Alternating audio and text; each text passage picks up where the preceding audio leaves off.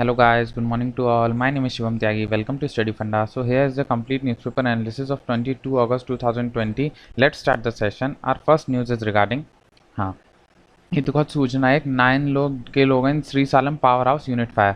तो ये 9 लोगों की मृत्यु हो गई है, यहाँ पे आग लग गई थी। तो हमें जानना है श्रीसालम पावर हाउस कहाँ पे है। तो ये तो तेलंगाना में है, हैदराबाद वाली जगह तेलंगाना वाले रीजन में।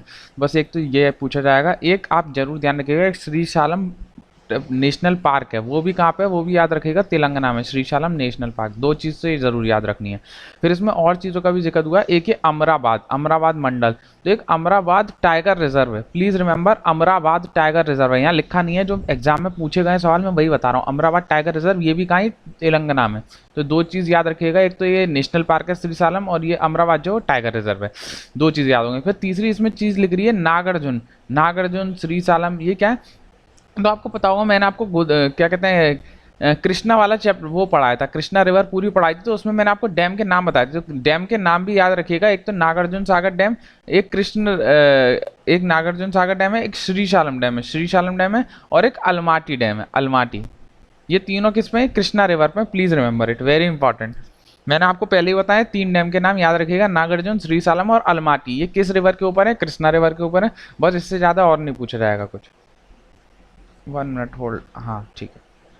तो the next news is sorry यार, गला ही सही नहीं होके दे रहा मेरा। तो stopping religious activities alone is strange. अभी क्या हुआ है, मुंबई में आपको बताया कि महाराष्ट्र में बहुत ज़्यादा गणपति फेस्टिवल होता है। सबसे पहले हम जान लेते हैं कि गणपति फेस्टिवल शुरू कैसे हुआ, फिर मैं न्यूज़ के बारे में बताता हूँ। तो गणपति फेस्टिवल जो शुरू करा था वो बाल गंगाधर तिलक साहब ने करा था। बाल गंगाधर तिलक साहब ने गणपति फेस्टिवल शुरू करा था। एक क्वेश्चन तो यही बनता है, गणपति फेस्टिवल किसने करा था, बीजी तिलक ने कब शुरू करा था, किस डेट में, तो 1893 में, ताकि ज्यादा से ज्यादा मास मूवमेंट बना सके, क्योंकि उस समय में फ्रीडम स्ट्रगल चल रही थी। तो गणपति फेस्टिवल से क्या होता है, एक रिलीजियस सेंटीमेंट बनना था, जिससे ज्यादा की ज्यादा लोग गणपति फेस्टिवल में आए और ह्यूज मास गैदरिंग हो, इसलिए गणपति फेस्टिवल बनाया गया था।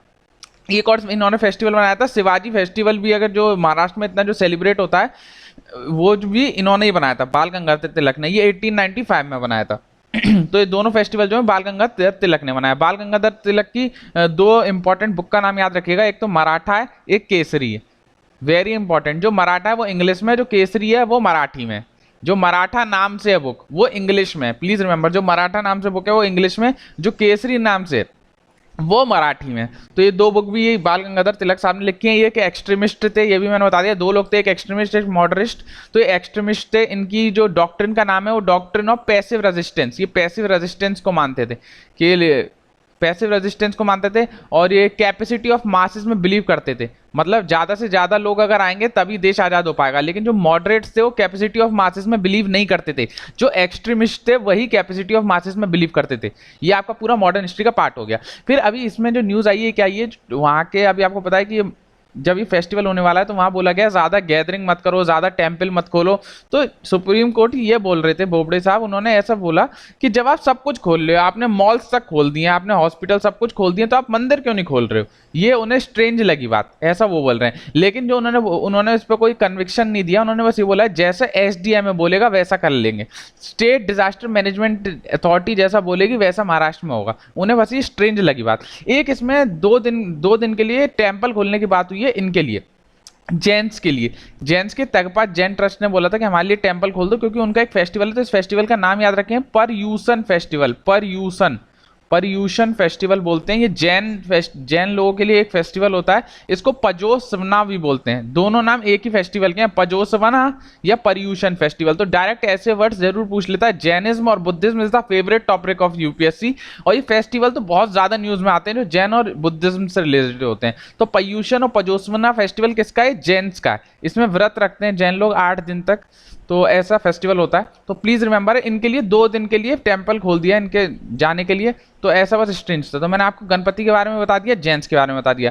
एंड सॉरी अगर मैं यहाँ कुछ गलत इन्फॉर्मेशन गलती से जा रही है तो, लेकिन जितना मेरे को पता है कैपेसिटी में उतना ही मैं आपको बता रहा हूँ। तो कोई ऑफेंड मत होना कि सर आपने कुछ गलत बता दिया इसमें। अगर कुछ गलत बताया तो आई एम रियली सॉरी, आप कमेंट सेक्शन में मुझे बताइएगा। सो द नेक्स्ट न्यूज इज हाँ, अब ये एक और इम्पॉर्टेंट एडिटोरियल आया था डिफरेंशियल कोविड-19 के जो लॉकडाउन हुआ है उसके इम्पैक्ट क्या हुए ऑन अ सोसाइटी। तो ये आपका ऐसे बन सकता है कि कोविड-19 के इम्पैक्ट क्या हुए। यहाँ लिख रहे हैं केवल मेजरली 3 इम्पैक्ट। तो ये 3 इम्पैक्ट से आपका ऐसे तैयार नहीं होगा, लेकिन इन तीनों इम्पैक्ट को आप अपने ऐसे में इंक्लूड कर सकते हैं। अब मैं आपको बताता हूँ इसमें क्या बात हुई है। इसमें ये बोला है कि पहला इसमें तो ये लिखा है कि ग्रेटर इक्वालिटी लाने के लिए, इकोनॉमिक इक्वालिटी लाने के लिए 4 चीजें जरूरी हैं। अगर 4 में से एक कैटास्ट्रोफिक इवेंट्स हो जाता है तो ज्यादा इकोनॉमिक इक्वालिटी आ जाती है। कौन कौन से इवेंट? एक तो या तो वॉर हो जाए, या कोई पेंडेमिक आ जाए, या रिवॉल्यूशन हो जाए, या स्टेट कोलैप्स हो जाए। क्या क्या? या तो पेंडेमिक जैसे अभी कोविड के 19 पे हो गया, या वॉर हो जाए, या रिवॉल्यूशन हो जाए कोई, या स्टेट खत्म हो जाए, स्टेट कोलैप्स हो जाए। अगर इन चारों में से कोई एक चीज होती है तो इकोनॉमिक क्वालिटी आ जाती है, समानता आ जाती है इन द इकोनॉमिक टर्म्स। ऐसा ये लोग बोल रहे हैं, लेकिन नीचे ये बोल रही है कि ऐसा इंडिया के केस में नहीं हो रहा है, क्योंकि अभी पेंडेमिक हो रहा है और इकोनॉमिक इक्वालिटी नहीं आई है। क्यों नहीं आई है? सबसे पहले मार्जिनाइज सेक्शन, जो हमारा नीचे का तबका है, वो सबसे ज्यादा इफेक्ट हुआ है। सबसे पहला पॉइंट तो आपको ये लिखना है कि कोविड 19 में लॉकडाउन का इफेक्ट हुआ है जो मार्जिनलाइज सेक्शन है, उसके सबसे ज्यादा प्रॉब्लम उसे हुई है, क्योंकि आप देखेंगे उससे ज्यादा बिल्कुल हेल्थ केयर सपोर्ट ज्यादा मिल नहीं पाई है। To the extent economic class and social identity overlap, this suggest the socially marginalize group would be at higher risk. तो सबसे पहला पॉइंट तो आपको ये लिखना है कि सोशली मार्जिनलाइज ग्रुप जो है वो सबसे ज्यादा इफेक्ट हुआ इन द लॉकडाउन। पहला पॉइंट तो ये हो गया। दूसरा, इंडियन शटडाउन जो था वो बहुत ज्यादा स्ट्रिंजेंट था। स्ट्रिंजेंट मतलब हमने पूरा तरीके से लॉकडाउन करा था। अगर एक रिपोर्ट भी आई थी उसमें ये पाया गया था इंडिया का जो लॉकडाउन हो सेकंड नंबर पे, इतना हमने स्ट्रिंजेंट लॉकडाउन करा था। जिससे प्रॉब्लम क्या हुई कि जॉब्स चली गई। जॉब्स किन की गई? जो नीचे के लोग थे, जो SC ST के लोग थे। तो इधर लिखा भी है जो हायर क्लास के लिए, upper class drop from 39% to 32%, 39 से 32% का ड्रॉप हुआ था अपर कास्ट में।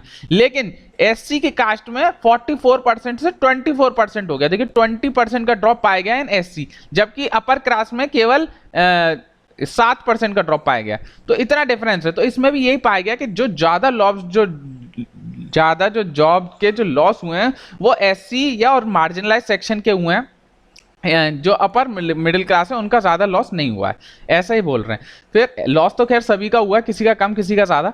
Education as a factor. अब एजुकेशन में भी प्रॉब्लम क्या आ गई इसमें? अभी जब कोविड हुआ तो ये पाया गया जो 12th क्लास से ज्यादा, जिनको 12 ईयर से ज्यादा की एजुकेशन मिली है, उनका एम्प्लॉयमेंट नहीं छिना गया है। जिन्होंने 12 पास करी है, 12th क्लास जिन्होंने पास करी है, उनके पास एम्प्लॉयमेंट है, लेकिन जो 12th पास नहीं है उनका एम्प्लॉयमेंट ज्यादा गया है। पहला पॉइंट तो यह है 12th पास फैक्टर। आप ऐसे लिख सकते हैं 12th पास फैक्टर हुआ, ऐसे करके लिखेंगे तो एक अच्छा लगता है। 12th पास फैक्टर की वजह से जॉब्स आ रही हैं जा रही हैं। फिर ये पाया गया है जो हमारे जो एजुकेशन में डेटा में एक ह्यूमन ISDS करके होता है, ह्यूमन इंडियन ह्यूमन डेवलपमेंट सर्वे होता है। इसमें ये पाया गया जो SC में जो पढ़े हुए लोग हैं वो केवल 49% है, 51% इलिटरेट हैं। अगर वो ऑलरेडी इलिटरेट हैं तो वो अपने बच्चों को कैसे पढ़ाएंगे? लेकिन जो अपर क्लास है उसमें कम से कम 11% ही बस इलिटरेट है। देखिए अब अपर क्लास में 11% इलिटरेट है और SC में 51% लिटरेट है। तो अगर वो इलिटरेट हैं तो वो अपने बच्चों को पढ़ाएंगे कैसे? तो एक आपको बस ये याद रखना है, एक तो मार्जिनलाइज सेक्शन वाली प्रॉब्लम है, एक जॉब्स गई है वो SC ST की गई है, एक एजुकेशन वाला फैक्टर है, 12th क्लास फैक्टर लिख सकते हैं, और इशू ऑफ टेक्नोलॉजी। अब जैसे बहुत सारे आदिवासी रहते हैं इंडिया में, एथनिक कम्युनिटी है या गाँव में, तो वहाँ तो हमारे पास टेक्नोलॉजी है ही नहीं, वहाँ अच्छा इंटरनेट नहीं है, वहाँ अच्छे डिवाइस नहीं है, तो हम अपने बच्चों को शिक्षा देंगे कैसे? क्योंकि अभी स्कूल जा नहीं पा रहे हैं, कॉलेज जा नहीं पा रहे। तो एक फैक्टर है टेक्नोलॉजी का। तो 4 फैक्टर यहाँ लिखे हुए हैं। टेक्नोलॉजी का फैक्टर क्या है, एजुकेशन का फैक्टर क्या है, जॉब्स का फैक्टर क्या है, और मार्जिनलाइज सेक्शन कैसे अफेक्ट हो रहा है। तो ये चारों पॉइंट आप एक एक इन पे अगर लाइन लिखेंगे तो आपके करीबन 5-6 लाइन कंप्लीट हो जाएंगे। और यही पूछा जाता है, आप ऐसे में जितने ज्यादा एस्पेक्ट कवर करेंगे तभी आपको नंबर मिलेगा। जैसे social aspect, religious aspect, technological aspect, historical aspect, तो सारे एस्पेक्ट जब आप होलिस्टिक कवर करेंगे तभी आपको ऐसे में नंबर मिलेंगे, वरना आपको ऐसे में नंबर नहीं मिलेंगे। सो द नेक्स्ट न्यूज इज, हाँ, केरला का अभी फर्स्ट ड्रैगन फ्लाई फेस्टिवल होने वाला है। तो कौन ऑर्गेनाइज करा रहा है? तो WWF, वर्ल्ड वाइड फंड बोलते हैं इसे, इंडिया केरला यूनिट का उन्होंने हाथ मिला लिया। सोसाइटी फॉर ओडोनेट स्टडी, इतना इंपॉर्टेंट नहीं है, बस ये याद रखिएगा WWF इंडिया केरला यूनिट जो है उसने ये फेस्टिवल कर रहा है। इसका नाम क्या है? थुम्बी महोत्सवम। थुम्बी महोत्सवम ये कहाँ हो रहा है? केरला हो रहा है। इसका जो थुम्बी महोत्सव ये पूरे उसका नाम है ड्रैगन फ्लाई फेस्टिवल का। लेकिन जो ऑफिशियल इसका जो फेस्टिवल का नाम जो ऑफिशियल अभी इस साल के लिए रखा गया वो है पंटलू। पंटलू इस साल के लिए नाम रखा गया इस फेस्टिवल का। ओवरऑल नाम क्या है फेस्टिवल का? थुम्बी महोत्सव। ये एक ड्रैगन फ्लाई का फेस्टिवल है जो कहाँ हो रहा है? केरला में WWF इंडिया करा रहा है। बस इसमें और कुछ नहीं जानना। एक ही और जानना है, नेशनल ड्रैगन फ्लाई फेस्टिवल कौन कराता है? तो यहाँ लिखा है नेशनल ड्रैगन फ्लाई फेस्टिवल कौन कराता है? एक तो WWF इंडिया, ये वर्ल्ड वाइड फंड जो है ये इंडिया का। एक Bombay natural historical society, BNHS बोलते हैं इसे, Bombay natural historical society, plus UNDP भी है इसमें, प्लस UNEP भी है एनवायरमेंट प्रोग्राम, प्लस IUCN भी है। तो जितनी ऑर्गेनाइजेशन है सब मिलके नेशनल ड्रैगन फ्लाई फेस्टिवल कराते हैं। इतना डिटेल में नहीं पूछा जाएगा, बस आप याद रख सकते हैं रफ रफ कि सारी ऑर्गेनाइजेशन लगभग हैं जो ड्रैगन फ्लाई का फेस्टिवल कराती हैं। लेकिन जो केरला में तुम्बी महोत्सव करा रहा है केवल ये WWF इंडिया की जो केरला यूनिट है ये करा रही है। So the next news is, हाँ, राजीव कुमार हमारे इलेक्शन कमिश्नर बन गए। तो ये कौन है राजीव कुमार? ये हमारे फाइनेंस सेक्रेटरी रह चुके हैं, आपको पता होगा। तो अभी इनको इलेक्शन कमिश्नर बनाया गया। अभी किनको ये रिप्लेस करेंगे? Mister Kumar has been appointed in place of Ashok Lavasa. Ashok Lavasa को रिप्लेस करेंगे क्योंकि अशोक लवासा आपको पता है एशियन डेवलपमेंट बैंक में चले गए। ये न्यूज़ भी मैंने कवर करी थी, आपको ध्यान होगा। अशोक लवासा जो हमारे अभी इलेक्शन कमिश्नर थे वो हमारे अब एशियन डेवलपमेंट बैंक में जा रहे हैं। तो ये दोनों नाम वेरी इंपॉर्टेंट है, अशोक लवासा साहब का भी और राजीव कुमार साहब, ये तो पता है फाइनेंस सेक्रेटरी थे, तो अब ये इलेक्शन कमिश्नर बनेंगे। तो election commission is very important. तो इलेक्शन कमिश्नर किस आर्टिकल में? कॉन्स्टिट्यूशनल बॉडी है जो आर्टिकल 324 में लिख रही है, एक परमानेंट बॉडी है, इंडिपेंडेंट बॉडी है। ये क्वेश्चन बहुत बार एग्जाम में पूछा गया, 2019 के यूपी PCS में पूछा गया। यूपी PCS में वोटर्स डे कब ऑर्गेनाइज किया जाता है? 25 जनवरी 1950। आपका नहीं पूछा जाएगा UPSC में, लेकिन पूछ भी सकता है यार, voters day is very important. फिर इलेक्शन जो होता है, ये इलेक्शन कमिश्नर जो हैं ये किस किस का इलेक्शन कराते हैं? तो प्रेसिडेंट का इलेक्शन कराते हैं, पार्लियामेंट का इलेक्शन कराते हैं, स्टेट लेजिस्लेचर का और यूटी का। ये किसका इलेक्शन नहीं कराते? तो आपको पता होगा पंचायत का इलेक्शन ये नहीं कराते। पंचायत में स्टेट का रोल होता है, तो स्टेट इलेक्शन कमिश्नर कराते हैं पंचायत का। तो बस पंचायत को छोड़ के सारे इलेक्शन जो है वो इलेक्शन कमीशन कराता है, लेकिन पंचायत के स्टेट इलेक्शन कमीशन कराता है। इनको अपॉइंट कौन करेगा? इनको अपॉइंट करेगा प्रेसिडेंट। अभी राजीव कुमार जो इलेक्शनर कमिश्नर बने, चीफ इलेक्शनर कमिश्नर नहीं बने। तो टोटल कंपोजिशन क्या होता है? 1+2। एक तो चीफ होते हैं इलेक्शनर कमिश्नर और 2 होते हैं इलेक्शनर कमिश्नर। तो ये जो 2 में से एक ये बने, तो 3 लोगों की मेंबर होती है और ये तीनों लोग बराबर होते हैं। ऐसा नहीं है किसी के पास ज्यादा पावर है किसी के पास कम पावर है, नहीं। ये सुप्रीम कोर्ट का जजमेंट आया था, उसमें बोला गया था जितने भी 3 लोग हैं इनके सबके पास बराबर पावर है। ये एक्ट करेंगे एज अ सुप्रीम कोर्ट जज। सुप्रीम कोर्ट के जज की जैसी पावर होती है वैसी इनकी सैलरी अलाउंस होगी और तीनों के पास बराबर पावर है। फिर ये कम से कम 6 साल या 65 साल के लिए अपॉइंट होते हैं। इनका ये री एम्प्लॉयमेंट हो सकता है, मतलब री अपॉइंट इनको कर सकते हैं, सरकार इनको री अपॉइंट करती है। और इसमें कोई भी इनको वो नहीं दे रखा है, एजुकेशन की कोई क्वालिफिकेशन है ही नहीं। हम नो एजुकेशन क्वालिफिकेशन सब यहाँ पे लिखा हुआ है, no education qualification can further re appointment हो सकता है। सिक्योरिटी ऑफ टेन्योर है, इनको प्लेजर ऑफ प्रेसिडेंट नहीं है, no pleasure of president. Security of tenure है। ये रिमूव कैसे होंगे? जब पार्लियामेंट के थ्रू रिमूव होंगे, जब स्पेशल मेजोरिटी होगी, मतलब 2/3 की मेजोरिटी होगी तभी इसको रिमूव कर सकते हैं, वरना इनको रिमूव नहीं कर सकते, स्पेशल मेजोरिटी चाहिए। इसीलिए इनको सिक्योरिटी ऑफ टेन्योर है। ऐसा नहीं है प्रेसिडेंट चाहे तो अपनी मर्जी से इनको हटा दें, नहीं, पार्लियामेंट ही इनको अपनी मर्जी से हटा सकता है जब भी वो पास करना पड़ेगा उसे बाय 2/3 मेजोरिटी इनको हटाने के लिए। बस एक ही अमेंडमेंट बहुत इंपॉर्टेंट है, ऑलरेडी यूपीएससी में पूछा जा चुका है, 61st कॉन्स्टिट्यूशन अमेंडमेंट एक्ट। इसमें क्या हुआ था? वोटिंग की एज रिड्यूस कर दी गई थी 21 to 18। तो ये बहुत जानने वाली बात है, किस अमेंडमेंट से वोटिंग एज को हटाया गया था। फिर इलेक्शन कमीशन जो है वो एडवाइस करता है प्रेसिडेंट को अगर कोई डिस्क्वालिफिकेशन करना हो मेंबर का, और ये बाइंडिंग होती है, ऑलवेज बाइंडिंग होती है। अगर इलेक्शन कमिश्नर प्रेसिडेंट एडवाइस मांगता है, गवर्नर एडवाइस मांगता है इलेक्शन कमिश्नर से कि एडवाइस दो कि हमें इस आदमी को रिमूव करना चाहिए कि नहीं, और इलेक्शन कमिश्नर अगर हाँ बोलता है तो प्रेसिडेंट को वो बात माननी ही पड़ेगी, बाइंडिंग होती है। फिर election advice president whether election, हाँ, जब भी प्रेसिडेंट रूल लगता है तो उसके बाद इलेक्शन कमिश्नर ही एडवाइस करता है प्रेसिडेंट को कि अब इस स्टेट में इलेक्शन कराने चाहिए कि नहीं कराने चाहिए। अगर किसी स्टेट में प्रेसिडेंट रूल लग गया तो इलेक्शन कमीशन ही एडवाइस करता है। तो एक चीज ये जानने वाली हो गई। तो यार जितने एग्जाम में क्वेश्चन बन सकते हैं तो मैंने आपको सब बता दिया। तो आप एक बार इसको वीडियो को पॉज करके सारे नोट्स में लिख लीजिएगा अपने में। ये नोट्स ही हैं, ये नोट्स हैं बाय स्टडी फंडा। अगर जिन लोगों ने परचेज कर रखे हैं उनके पास तो ये होंगे। ये नोट्स स्टडी फंडा की ऐप पे भी अवेलेबल है, पॉलिटी सेक्शन में, तो जो चाहे वो परचेज भी कर सकता है। ऐसे नोट्स हैं, हमने सारे टॉपिक एक एक पन्ने में ऐसे कवर कर रखे हैं। ऐसी सारी कॉन्स्टिट्यूशन बॉडी इतने से पन्ने में आ जाएंगी। So the next news is, हाँ, sniffer dog cracks its first case bison poaching in West Bengal. तो इसमें बस एक याद रखना है आपको, आज का क्वेश्चन यही है कि बाइजन, या बाइजन को हम बोलते हैं इंडियन गौर, इंडियन गौर ऐसा कुछ होता है, तो इसका IUCN स्टेटस क्या है? आज का क्वेश्चन ये है, बहुत इजी क्वेश्चन है, आपको बताना पड़ेगा सबको। एक इसमें जो नेशनल पार्क का जिक्र हो गया, गोरुमुरा, गोरू मारा, गोरुमारा नेशनल पार्क, ये कहां पर है? तो ये कहां पर है? वेस्ट बंगाल में। बस आपको ये याद रखना है और इसमें कुछ नहीं इंपॉर्टेंट है। गोरुमारा वेस्ट बंगाल में है, जो एक नेशनल पार्क है। बाइजन का आज आप मेरे को आईयूसीएन स्टेटस बताएंगे, प्लीज बताइएगा, मैं कितनी रिक्वेस्ट करता हूं प्लीज। कल भी मैंने देखा केवल 100 लोगों ने आंसर दिया है और इतना इजी क्वेश्चन था यार, क्या बोलूं। देखते करीबन 1000+ लोग देख रहे हैं लेकिन आंसर 100, मतलब रेशियो देख लीजिए। सो द नेक्स्ट न्यूज इज, हाँ, टर्की टू कन्वर्ट। अभी ये देखिए, अब टर्की एक और मॉस्क बनाने जा रहा है, चर्च को। तो आपको पता है पहले भी टर्की एक हागिया सोफिया मॉस्क, ये तो बहुत ही इंपॉर्टेंट मॉस्क हो चुकी है अब हागिया सोफिया मॉस्क, टर्की की मॉस्क है, ध्यान रखिएगा।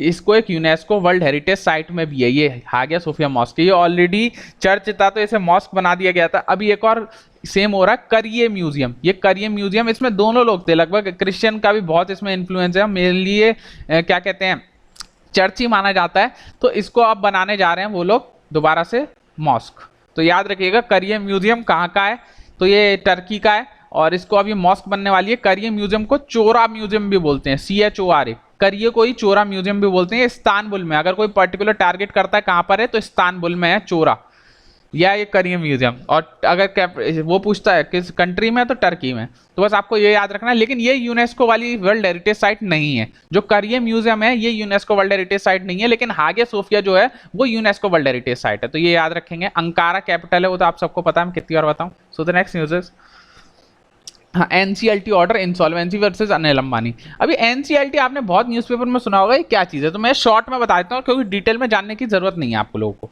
तो एक होता है हमारा IBM, insolvency and bankruptcy code, IBC बोलते हैं। अगर कोई कंपनी लोन का पैसा नहीं चुका पाती है तो यह आईबीसी का रोल आता है, इंसॉल्वेंसी एंड बैंकरप्सी कोड।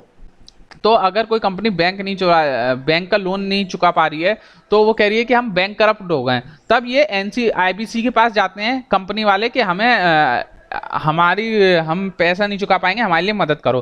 तो आईबीसी वाले क्या करते हैं, एनसीएलटी को अपॉइंट करते हैं, नेशनल कंपनी लॉ ट्रिब्यूनल। ये कंपनीज के केस में अपॉइंट होते हैं। कंपनी का केस अगर कोई होगा या कोई बड़ी ऑर्गेनाइजेशन है उसका केस होगा तो वो एनसीएलटी के पास जाता है, नेशनल कंपनी लॉ ट्रिब्यूनल बोलते हैं इसे, याद रखिएगा। लेकिन अगर कोई इंडिविजुअल है, इंडिविजुअल मतलब अगर कोई एक ही इंसान है और उसने पैसा नहीं चुकाया बैंक का, तो वो किसके, वो भी आईबीसी के पास ही जाता है। उस केस में डीबीटी को अपॉइंट करती हैं, डीबीटी होता है ना, हाँ मैं भी भूल गया, डीबीटी होता है, डीआरटी होता है, सॉरी, डेप्ट रिकवरी ट्रिब्यूनल बोलते हैं, डेप्ट रिकवरी ट्रिब्यूनल इंडिविजुअल के केस में। तो अगर कोई कंपनी का केस होगा तो एनसीएलटी पे जाएगा, इंडिविजुअल का केस होगा तो डीआरटी पे जाएगा, डेप्ट रिकवरी ट्रिब्यूनल, दोनों का सेम ही लगभग काम होता है।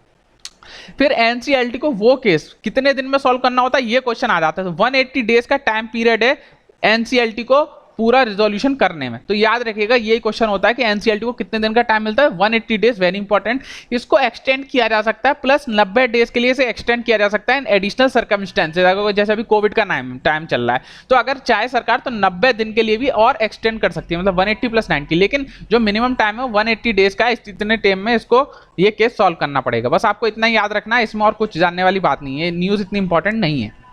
So the next news is, हाँ, investment via P notes, P notes, ये UPSC civil service last year question है, डायरेक्ट था, डायरेक्ट क्वेश्चन था, इसमें कोई ज्यादा पूछा नहीं था, उसमें ये एक हिडन था, उसमें 4 ऑप्शन लिख रहे थे, बस पी नोट्स उसमें से आंसर था, आप जाके पढ़ सकते हैं, वेरी इंपॉर्टेंट, 2019 का ही क्वेश्चन है यूपीएससी सिविल सर्विस का, पी नोट्स के बारे में। तो पी नोट्स क्या होते हैं ये आपको कोई नहीं बताएगा, आप कहीं भी जाके कोचिंग देखिए, बहुत हिडन टॉपिक्स हैं ये सारे। अब मैं बताता हूँ क्या होता है। देखिए, अगर आपको पता है शेयर मार्केट के बारे में थोड़ा मैं बता देता हूँ, एडीआर क्या होता है, एडीआर इसमें जानना बहुत जरूरी है। तो डीआर क्या होता है, डीआर होता है डेपोजिटरी रिसिप्ट। जैसे अगर इंडिया के लोग अमेरिका में कोई अगर शेयर्स खरीदना चाहते हैं तो उसे क्या चाहिए, और अमेरिका के लोग अगर इंडिया में शेयर खरीदना चाहते हैं तो क्या होता है। अगर इंडिया के लोग, आपके लिए मैं शॉर्ट में बता दे रहा हूँ, आप ऐसे ही याद कर लीजिएगा, अगर इंडिया के लोग अमेरिका में शेयर खरीदना चाहते हैं तो एडीआर के थ्रू खरीदेंगे, अमेरिकन डेपोजिटरी रिसिप्ट। इंडिया के लोग अगर अमेरिका में शेयर खरीदना चाहते हैं तो एडीआर के थ्रू खरीदा जाएगा, और अमेरिका के लोग अगर इंडिया में शेयर खरीदना चाहते हैं तो आईडीआर के थ्रू खरीदा जाएगा। आईडीआर क्या होता है, इंडियन डिपॉजिटरी रिसिप्ट। तो जहां पैसा आता है वहां की डिपॉजिटरी रिसिप्ट कहलाती है। जैसे अमेरिका में अगर पैसा आएगा तो वहां की अमेरिका डिपॉजिटरी रिसिप्ट होगी, और इंडिया में पैसा आएगा तो इंडिया की डिपॉजिटरी रिसिप्ट होगी, बस ये याद रखेंगे। और यूरोप में तो ग्लोबल होती है, यूरोप की अगर पूछे तो वहां होती है जीडीआर, ग्लोबल होती है। इनके लिए कोई डिफरेंट नहीं है, आईडीआर एडीआर नहीं मानते ये लोग, जीडीआर मानते हैं। इतना ही तो डिटेल हो गया आपके लिए, बस ये दो इंपॉर्टेंट है, एडीआर क्या होता है, आईडीआर क्या होता है। फिर ये पी नोट्स भी एक तरह का डीआर है, डिपॉजिटरी रिसिप्ट है, लेकिन इसमें क्या है कि ये जो है ये इसमें अपनी आइडेंटिटी नहीं बताते लोग, आइडेंटिटी छुपा लेते हैं इंस्टेड। और एडी इसमें आपको बताना पड़ेगा कि किसने लिया है शेयर। अगर आप लेते हैं तो आपकी पूरी इंफॉर्मेशन ली जाती है कि किस बंदे ने कितने शेयर लिए हैं, तो एडीआर आईडीआर के केस में आपकी पूरी आइडेंटिटी बताई जाती है। लेकिन पी नोट्स की फुल फॉर्म क्या है, पार्टिसिपेटरी नोट्स। जैसे नाम से समझ में आ रहा है, बस पार्टिसिपेट कर रहे हैं लोग, लेकिन इनकी आइडेंटिटी जो है वो हिडन रहती है। ये इंपॉर्टेंट यही क्वेश्चन था कि इनमें से कौन से डीआर जो है जिसमें आइडेंटिटी हिडन होती है। यूपीएससी में यही क्वेश्चन था कि इसमें से कौन सा डिपॉजिटरी रिसिप्ट है जिसकी आइडेंटिटी हिडन होती है जब पैसा इन्वेस्ट करते हैं, तो उसका आंसर था पी नोट्स।